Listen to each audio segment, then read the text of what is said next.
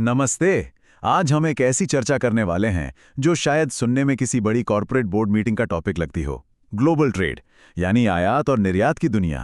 पर सच बताऊं, आज के इस डिजिटल जमाने में ये आपके और मेरे लिए बिल्कुल उतना ही एक्सेसिबल है जितना कोई भी और बिजनेस। तो चलिए सीधे पॉइंट पर आते हैं और समझते हैं कि आखिर ये सिस्टम काम कैसे करता है और कैसे कोई भी इस ग्लोबल मार्केट का हिस्सा बन सकता है। देखिए, एक बहुत ही कॉमन गलतफहमी है जो हम सब ने कभी ना कभी सुनी होगी कि भाई इंपोर्ट एक्सपोर्ट का काम तो सिर्फ बड़े बड़े बिजनेसमैन का ही खेल है। लोगों के दिमाग में एक छवि बन गई है कि ये इंटरनेशनल ट्रेड तो किसी एक्सक्लूसिव क्लब जैसा है जहां आम इंसान की एंट्री बैन है। और यहीं पर हमारे इस सबसे बड़े मिथ की शुरुआत होती है। एक तरफ है ये कहानी कि इसमें तो करोड़ों रुपए की कैपिटल लगती है, और दूसरी तरफ है बिल्कुल क्लियर ग्राउंड रियलिटी। असलियत ये है कि अगर आप एक नॉर्मल जॉब भी कर रहे हैं तो भी आप इस बिजनेस को शुरू कर सकते हैं, और वो भी एक बहुत ही छोटी इनिशियल इन्वेस्टमेंट के साथ। काफी एम्पावरिंग बात है ना ये। तो इस ब्लूप्रिंट को हम आज 5 बिल्कुल क्लियर स्टेप्स में ब्रेक डाउन करेंगे। पहला, इस बड़े बिजनेस वाले मिथ को तोड़ना। दूसरा, एक प्रॉफिटेबल एक्सपोर्ट प्रोडक्ट चुनना। तीसरा, जरूरी लीगल बिजनेस रजिस्ट्रेशंस। चौथा, विदेश में ग्लोबल बायर्स और सप्लायर्स ढूंढना। और आखिरी, सबसे क्रूशियल स्टेप, शिपिंग और पेमेंट कैसे प्रोसेस होती है। तो चलिए अपने पहले कदम से इसकी शुरुआत करते हैं। बड़े बिजनेस का मिथ तोड़ना और ये देखना कि ग्लोबल ट्रेड में अब कितनी एक्सेसिबिलिटी आ चुकी है। अब सीधे बढ़ते हैं दूसरे और बहुत ही मजेदार स्टेप की तरफ।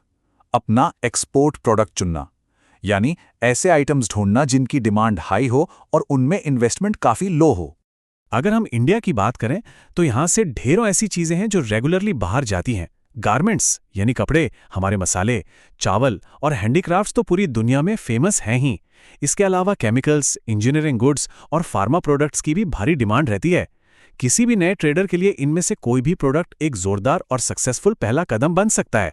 सच्ची में ऑप्शंस की यहां कोई कमी नहीं है।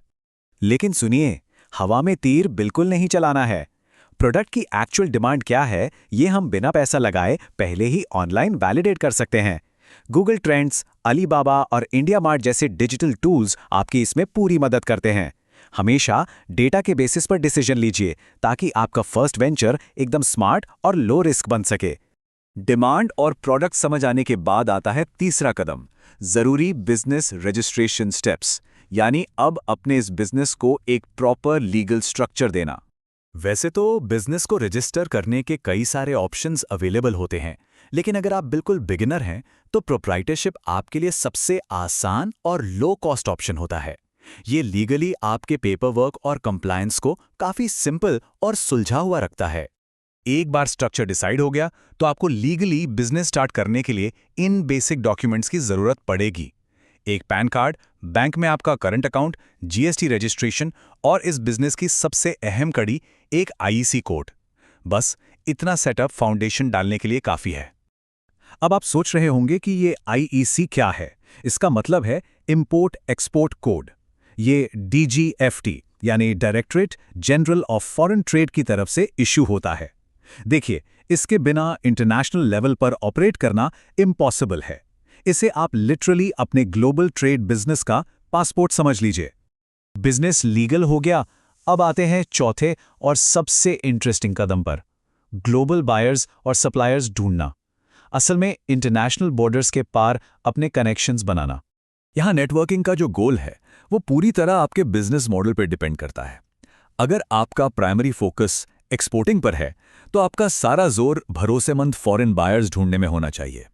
और वहीं अगर आप इंपोर्टिंग कर रहे हैं तो आपको ऐसे ट्रस्टेड इंटरनेशनल सप्लायर्स की तलाश करनी है जिन पर आप आंख बंद करके विश्वास कर सकें।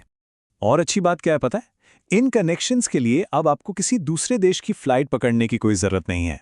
Alibaba, trade India, India mart और यहां तक कि लिंक्डइन का स्मार्टली यूज करके आप दुनिया के किसी भी कोने से B2B कनेक्शंस बना सकते हैं।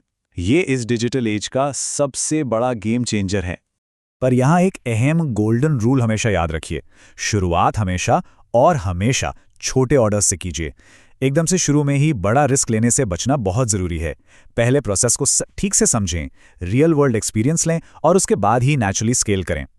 अब आते हैं अपने पांचवें और आखिरी कदम पर, शिपिंग और पेमेंट प्रोसेसिंग, यानी फिजिकल गुड्स जाएंगे कैसे और सबसे इंपॉर्टेंट, पैसा आएगा कैसे। देखिए, इंटरनेशनल शिपमेंट्स हैंडल करने के दो ही मेन रास्ते होते हैं। पहला, एयर कार्गो, जो कि बहुत फास्ट है लेकिन थोड़ा एक्सपेंसिव पड़ता है। दूसरी तरफ है सी कार्गो, जो कि एक स्टैंडर्ड और कॉस्ट इफेक्टिव मेथड है, पर इसमें थोड़ा वक्त लगता है। आपको कौन सा रूट लेना है, ये लिटरली आपके प्रोडक्ट की डिमांड और बजट पर डिपेंड करता है। अब इस शिपमेंट और कस्टम्स की परेशानी को हैंडल कौन करेगा? यहीं पर आती है CHA की एंट्री, यानी कस्टम्स हाउस एजेंट। इन्हें आम भाषा में फ्रेट फॉरवर्डर भी कहते हैं। ये आपके लिए लॉजिस्टिक्स और कॉम्प्लेक्स पेपर वर्क को बिल्कुल ऐसे स्मूथ बना देते हैं जैसे किसी अनजान रास्ते पर कोई एक्सपर्ट गाइड मिल गया हो। सामान का तो इंतजाम हो गया, पर पेमेंट का क्या?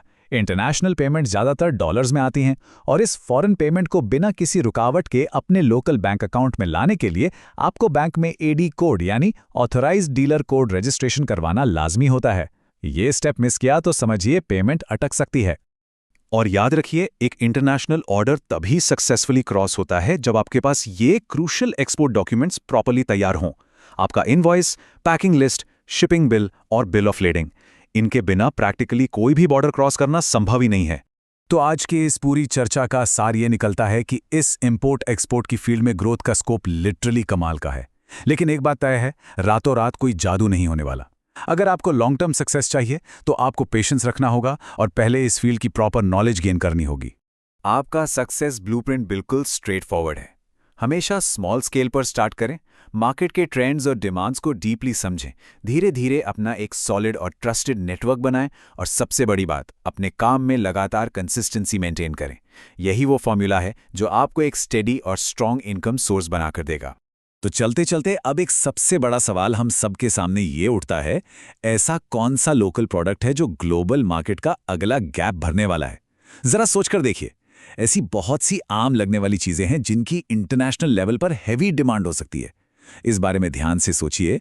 तब तक के लिए सीखते रहिए और हम मिलेंगे अगले एक्सप्लेनर में एक नए और एंगेजिंग टॉपिक के साथ।